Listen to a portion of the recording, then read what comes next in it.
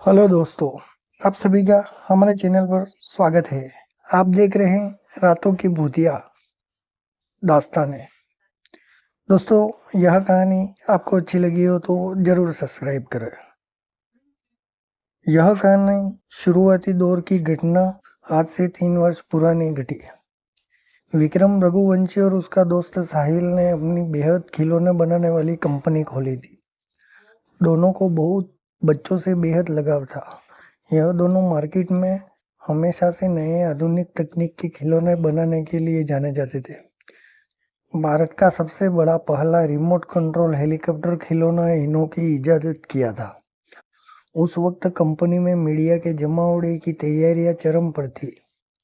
कारण यह था कि विक्रम और साहिल की कंपनी ने एक अलग खास खिलौनों का आविष्कार किया था।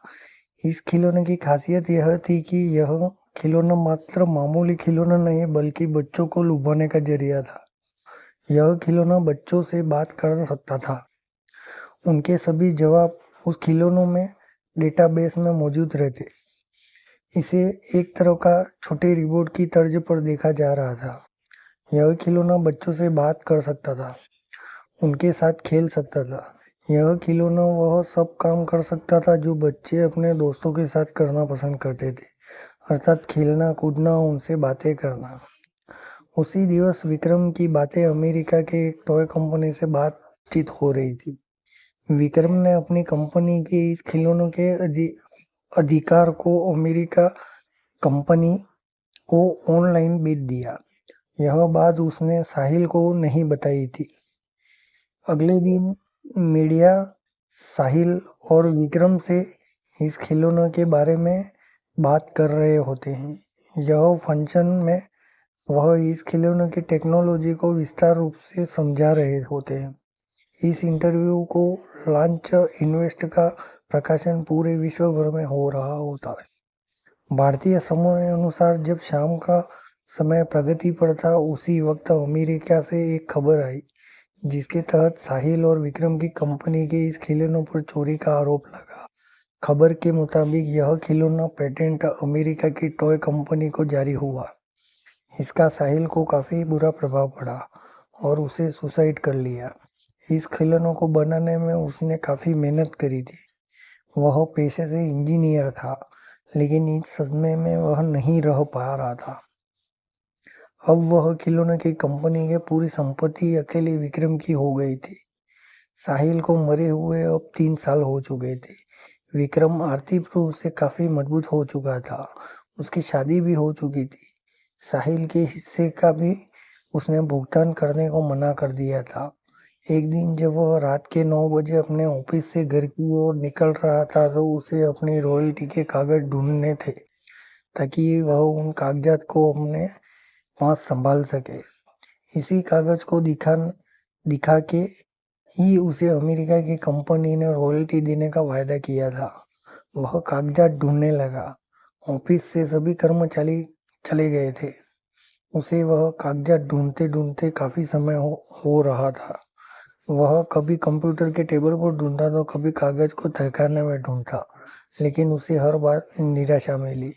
उसने कागजात को ढूंढने के लिए हर दिन अपने ऑफिस के कार्य के बाद प्रयत्न किया, परंतु हर बार तरफ उसकी मायूसी का सामना करना पड़ा और उसे कागज हाथ नहीं लगे। वह इसके बाद लगातार डिप्रेशन की स्थिति में ग्रस्त हो रहा था। अमेरिकन कंपनी अब उसे रॉयल्टी पर ब्रेक लगाने में सक्षम थी। यह उस कंपनी का नियम था, जिसे भी वह रॉयल्टी देगी उसे 3 साल बाद रिन्यू करना होगा, जिसके लिए उसे एग्रीमेंट के कागज दिखाने होंगे। अब कागजात ढूंढते हुए हार जाता है। उसे इस बात का डर रहता था अब उसे रॉयल्टी नहीं मिलेगी। उसकी कंपनी में बनने वाले खिलौने भी इतने नहीं बिक पाते थे कि अपने घर खर्च को संभाल सके। उसने सोचा कि अब कंप्यूटर में सेव फाइल में से समझकर वैसी डाल को बनाएंगे ताकि उसकी कमाई हो जाए। तकरीबन 2 से 3 महीने उसने घर में न जाने का फैसला किया। उसने अपना फैसला अपनी पत्नी को बता दिया। इस 3 महीने में उसे अमेरिका कंपनी से मैसेज आ गया था कि अब उसे रॉयल्टी नहीं दे पाएंगे। यह फैसला उसके लिए हैरान कर देने वाला था। क्योंकि इस निर्णय से वह पहले से ही वाकिफ था। अपनी कड़ी मेहनत के बाद उसे अपने कार्य पर सफलता मिली। उसने वह खिलौना बना दिया। खिलौनों में आधुनिक वक्त के मुताबिक कुछ नए तकनीक का भी इस्तेमाल किया था। अपने परीक्षण में सफल होने के बाद विक्रम बेहद खुश था। इतने महीने के बाद विक्रम अपने घर जा रहा था। उसका बच्चा भी उसके इंतजार में राह देख रहा था। विक्रम अपने घर की ओर निकलते हुए विक्रम ने खुद से बनाया हुआ खिलौना अपने बच्चे के लिए ले जाना मुनासिब समझा। विक्रम ने सोचा अब उसकी जिंदगी बदल जाएगी। वह फिर से खुशी भरा जीवन व्यतीत करने लग जाएगा।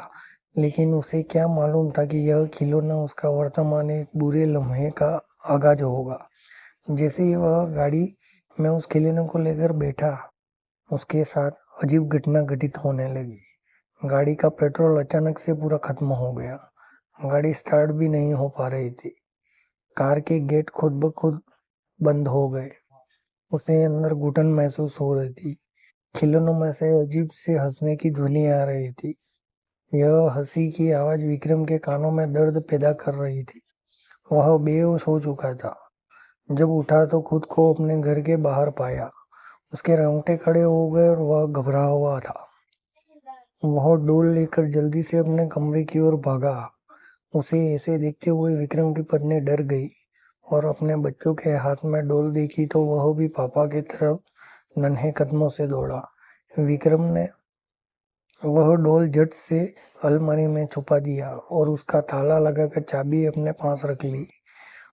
उसने यह सब होने के बाद तुरंत कंपनी के मैनेजर को फोन किया और उस खिलौने को बनाने से रोकने को कहा। अगले दिन वह अलमारी में उस डोल को निकालकर समुद्र में डालने का सोचने लगा तो लेकिन उस जैसे ही उसने अलमारी खोला वह हैरान रह गया। अलमारी में वो डोल नहीं थी। वह चिंतित हो गया और जल्दी से तेज रफ्तार में भागा। वह अपने बच्चे को ढूंढ रहा था। उसे जो डर था वही हुआ। उसका बच्चा उसी डोल के साथ खेल रहा था। विक्रम अपने बच्चे से डोल खींच कर ले गया। वह डोल उसके हाथ में आते ही वही अजीब हंसी के साथ हंसने लगा। मेरा पीछा नहीं छुड़ा पाएगा विक्रम, मेरी मेहनत तुम्हें चंद पैसों के लिए बेच दिया। यह आवाज किसी अन्य की नहीं बल्कि साहिल की थी। विक्रम काफी भयभीत हो चुका था। उसने वह डोल समुद्र में फेंक दिया, लेकिन उसके बावजूद साहिल की आवाज सुनाई दे रही थी। यह आवाज उसे पागल कर दिया। तो दोस्तों, उम्मीद है यह आपको कहानी अच्छी लगी होगी। इस कहानी से आपको यह शिक्षा मिलती है कि लालच करना बुरी बात होती है और हमेशा लालच करने से बचे। धन्यवाद। और यह कहानी आपको अच्छी लगी हो तो मेरे चैनल को ज़रूर सब्सक्राइब करें, लाइक करें और शेयर करें। धन्यवाद।